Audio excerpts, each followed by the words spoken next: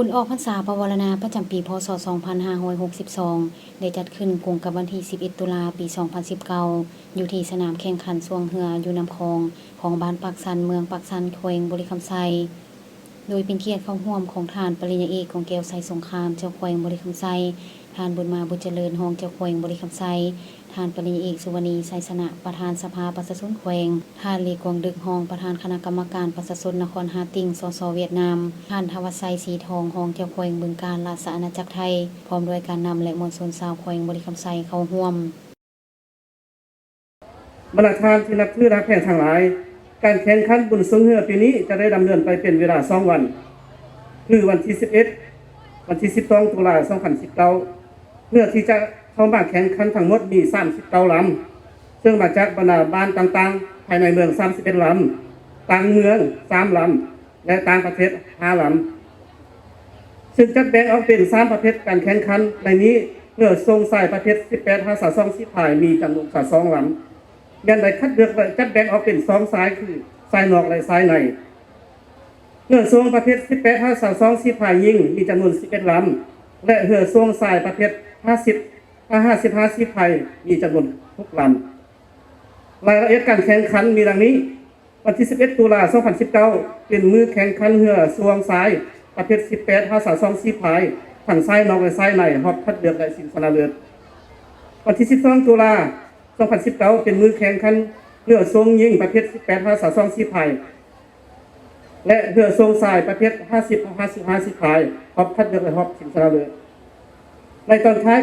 ก็จะได้มีพิธีสรุปรอบหัดของคอนรางวัลตามลำดับและตอนค่ำเวลา20:30ของวันที่ 13 ตุลาคม 2019ก็จะได้มีการแข่งขันประกวดไดเรือไฟที่สวยงามด้วยการตกแต่งที่เป็นเอกลักษณ์การฮิตของประเพณีลาวเฮาซึ่งมาจากบรรดาบ้านต่างๆมีจำนวน5 ลำส่วนเรือไฟที่สวยงามเอาชนะใจกรรมการและผู้ชมก็จะได้รับของขวัญรางวัลเช่นเดียวกัน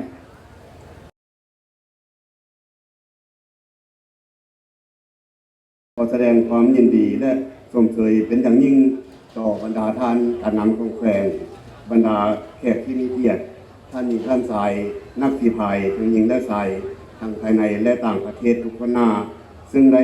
พร้อมเพียงเยี่ยมหน้ากันเข้าร่วมงานบุญสงเหือออกพรรษาปวารณาประจำปี 2019 ที่เมืองปักสันแขวงบริคำไซของพวกเราในครั้งนี้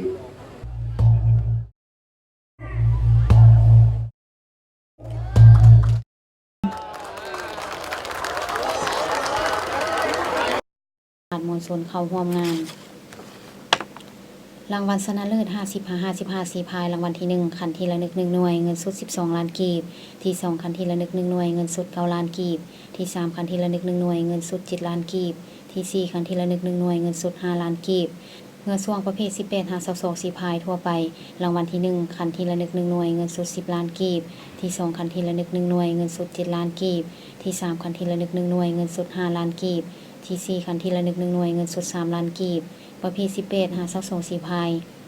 สายภายในเมืองปักสันรางวัลที่1คันที่ละ1 หน่วยเงินสด8 ล้านกีบที่2คันที่ละ1 หน่วยเงินสด5 ล้านกีบที่3คันที่ละ1 หน่วยเงินสด3 ล้านกีบที่4คันที่ละ1 หน่วยเงินสด2 ล้านกีบประเภทยิงรางวัลที่1คันที่ละ1 หน่วยเงินสด10 ล้านกีบที่2คันที่ละ1 หน่วยเงินสด7 ล้านกีบที่3คันที่ละ1 หน่วยเงินสด5 ล้านกีบที่4คันที่ละ1 หน่วยเงินสด3 ล้านกีบ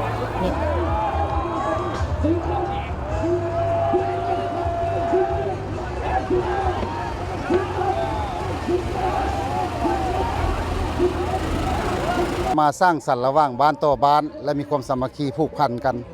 เป็นเวลามาแต่พ่อแต่แม่พุ่นแหละสืบทอดกันมาจนมาถึงปัจจุบันนี้ก็บ่ได้ขาดจักปีบาทบ่นะรอบภาษาปีนี้คิดว่าผู้ชายนี่ก็หวังลึกๆว่าจะเข้าในรอบ4และผู้หญิงนี่ก็หวังลึกๆว่าอยู่ในรอบนั้นคือกันผู้หญิงนะอยากเฮ็ดห้องหาพ่อแม่บ่ก่อนครับคือเท้าไซมาจากสิพายจากบ้าน2คอนมันใจเต็มร้อยอยู่เต็มร้อยนี่แหละเมท่าวันดีมีเป็นนันพาลูกพาหลานมาพายเหือว่าเช่นเนาะเพิ่นละเอามานำเป็นรักเป็นฐานให้ลูกให้หลานเบิ่งแยง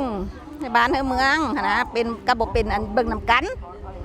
น้ำลูกน้ำหลานหั่นนะ ความรู้สึกจะได้ตัวมีอย่างนี้ ดีใจแม่ดีใจพายเหือสมเสยเหือน้ำลูกน้ำหลานนะ